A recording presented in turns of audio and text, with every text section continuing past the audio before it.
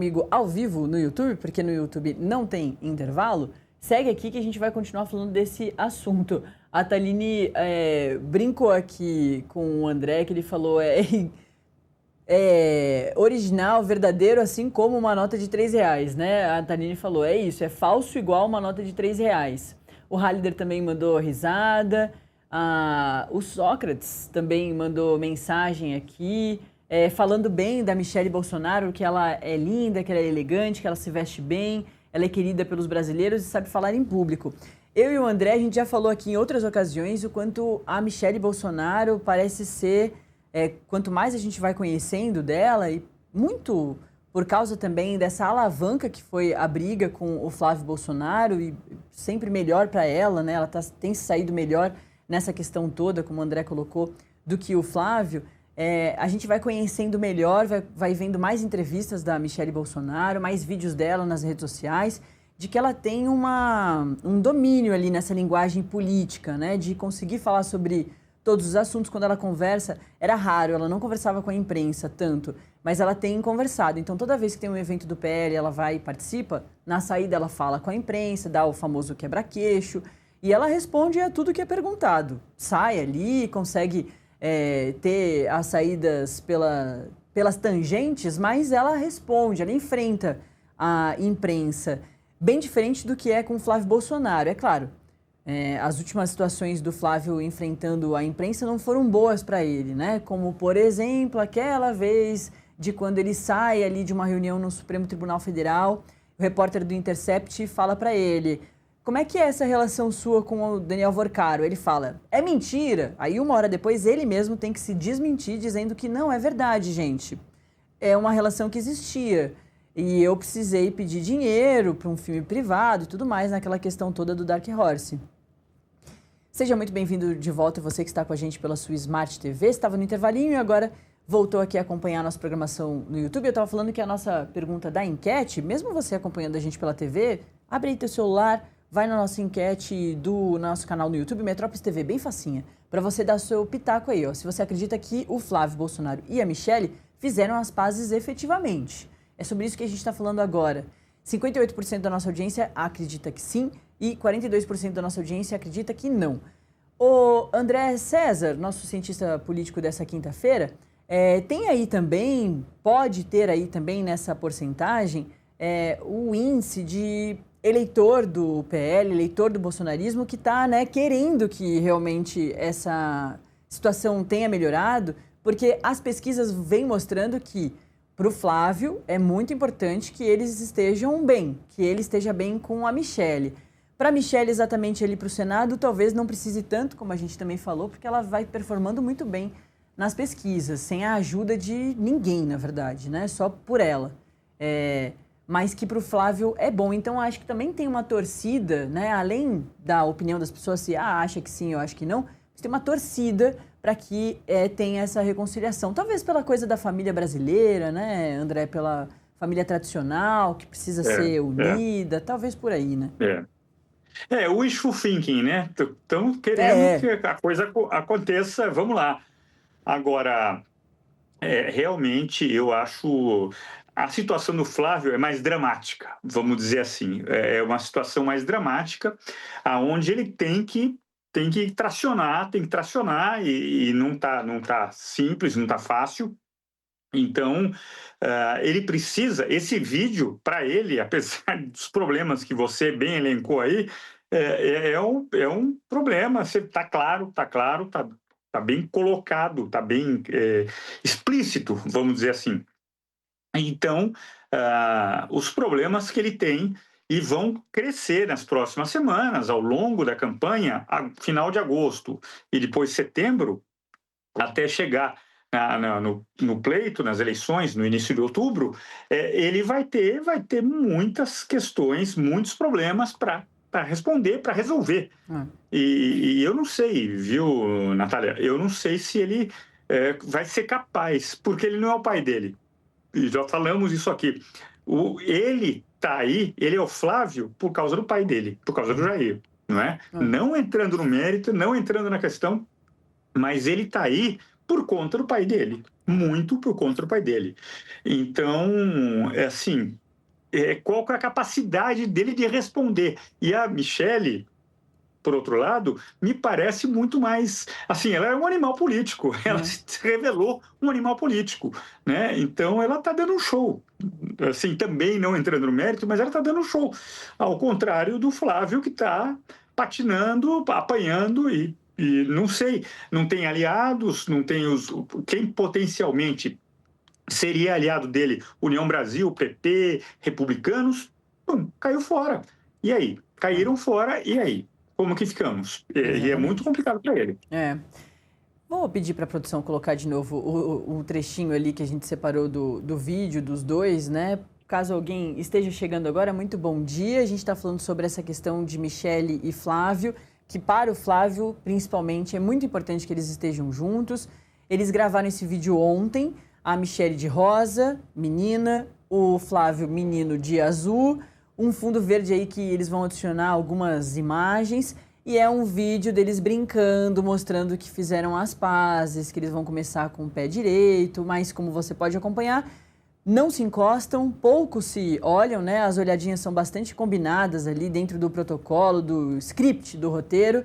E também, como eu e o André a gente está levantando, você vê pelo comportamento ali, né? Pela posição da Michelle, olha lá como ela se movimenta, ela movimenta os braços, ela tá muito mais à vontade que o Flávio. O Flávio muitas vezes, é engraçado, o Flávio fica atrás dela, né? E ele é o candidato à presidência da República, que vai enfrentar dos maiores políticos da história, né? Que é Lula. Então, assim, é engraçado que ela vai à frente dele, ela tá bem à vontade. Ela parece a candidata a presidente. Ela parece a candidata a presidente e ele está como senador. Exatamente. A gente não sabe, né, André, como seria se por acaso a ungida por Jair Bolsonaro lá atrás fosse efetivamente a Michelle, se ela estaria tão tranquila assim, né? O André está colocando aqui pra gente. Ela tem uma situação muito tranquila para a vaga do Senado. Não é uma campanha simples para Senado, não, mas o capital político de Bolsonaro, né, ajuda muito, como, por exemplo, o Flávio. Lá em novembro, quando ele lê a carta na porta da Superintendência da Polícia Federal, com o pai dizendo, né, a carta do pai dizendo que ele é o escolhido, muita gente virou o nariz, falou, o Flávio não vai se sustentar, ele não tem ali uma carreira política tão densa, como é que desmaiou em debate para a prefeitura do Rio de Janeiro. Jandira Fegali segurou ela, a Jandira segurou ele, né, segurou. A coisa das rachadinhas. Como é que vai ser isso? Ele nem imaginava que iam descobrir, talvez, a questão dele com o Daniel Vorcaro. Isso foi muito antes. Mas tinha uma expectativa, né? Quem vai ser esse ungido? Vai ser a Michelle? Vai ser o Flávio? Vai ser o Eduardo, que está lá nos Estados Unidos, nunca mais voltou? Vai ser o Tarcísio de Freitas? E aí o Jair Bolsonaro escolhe o Flávio. Mas por causa desse capital político, né, André, o Flávio muito rapidamente performa muito bem. Vai ali para as cabeças, Sim, né? Se aproxima muito do presidente Lula. O desempenho dele, do Flávio, surpreendeu. A mim, pelo menos, surpreendeu. Falou, o cara cresceu, quase 30% das intenções de voto, não é pouca coisa. Não exato. Pelo contrário. Pelo contrário.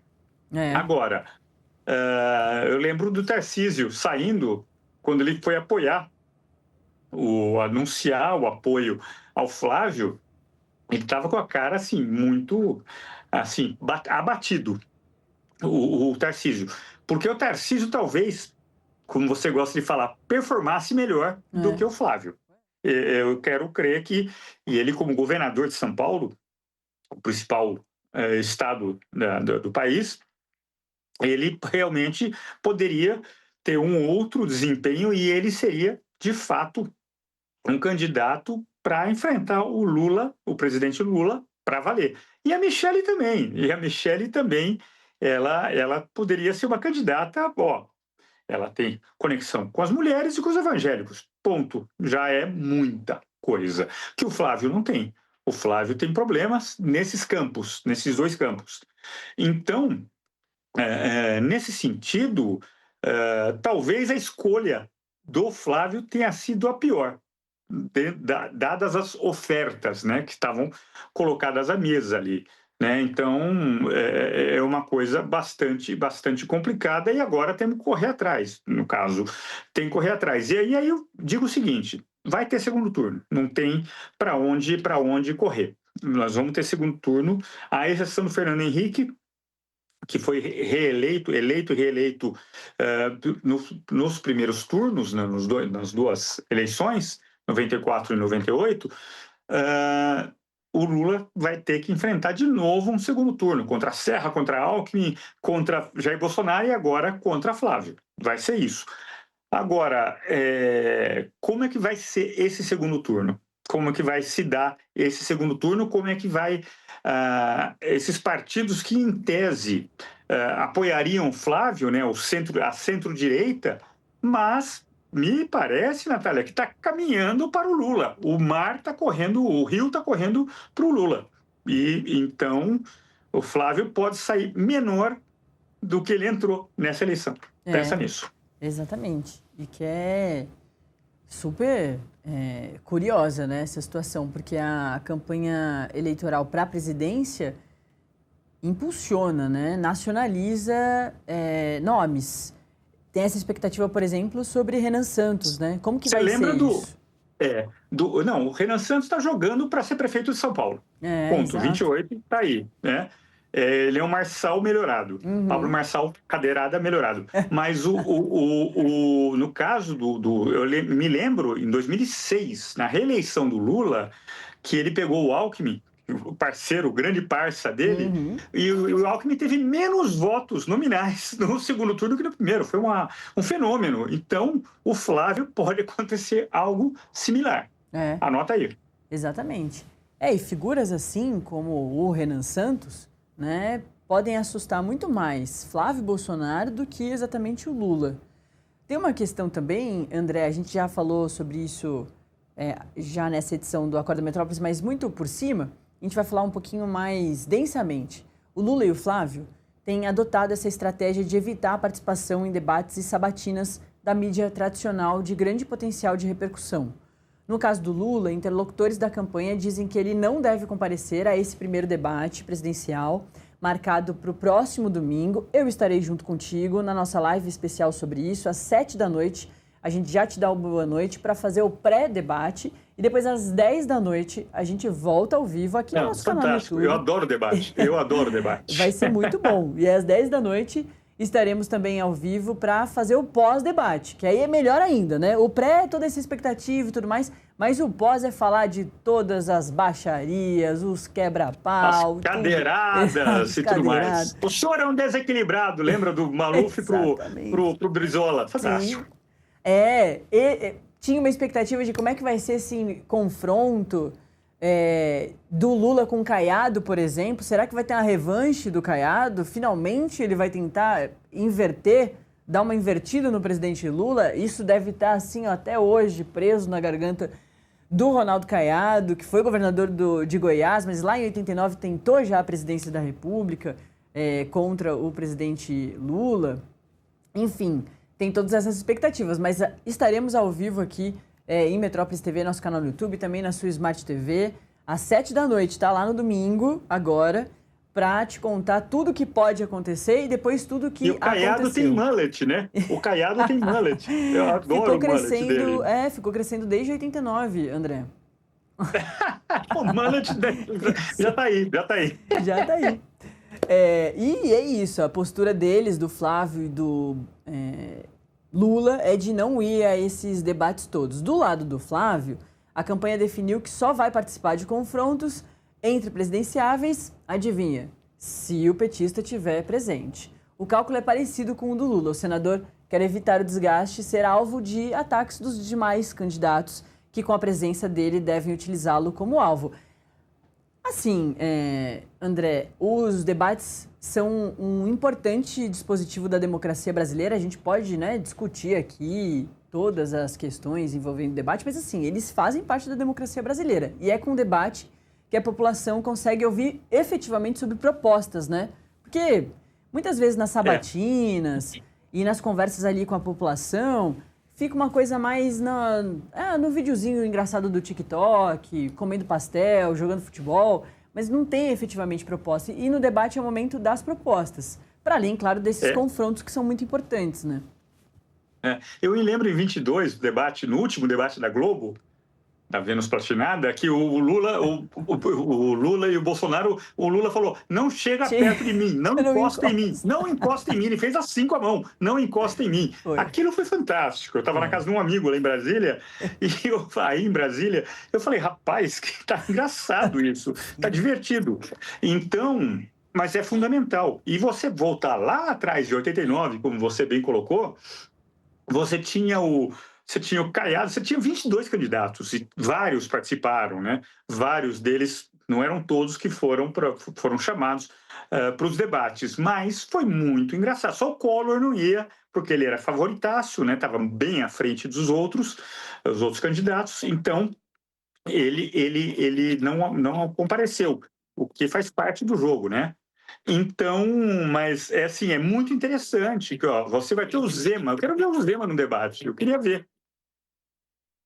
E para além de ver os candidatos, é também ver esses confrontos, porque às vezes o candidato não rende muito ali sozinho, mas quando perguntado, né, no confronto ali, às vezes rende. Ou o contrário, sozinho é aquele galo de briga, mas quando chega ali no confronto... Galinho de granja, né? Exatamente, galinho de granja. Que nem o Caiado Franguinho de granja, chamavam o PSDB isso, franguinho de granja. Franguinho de granja, exatamente. E em 22, né, André, teve o candidato padre, lembra a Soraya Tronic chamando o candidato... Padre Kelmon, meu Exato. Deus do céu. Você não passa de um padre de festa junina. A gente teve esses grandes momentos. É sensacional. Ela cresceu ali, ela ganhou, pum, levantou a bola para ela. Foi. Obrigado. Exatamente. Né? Eles usam também para isso. É uma belíssima plataforma para quem consegue usar aquilo ali a seu melhor favor, todas. Né? E no caso do... Então, diga, André.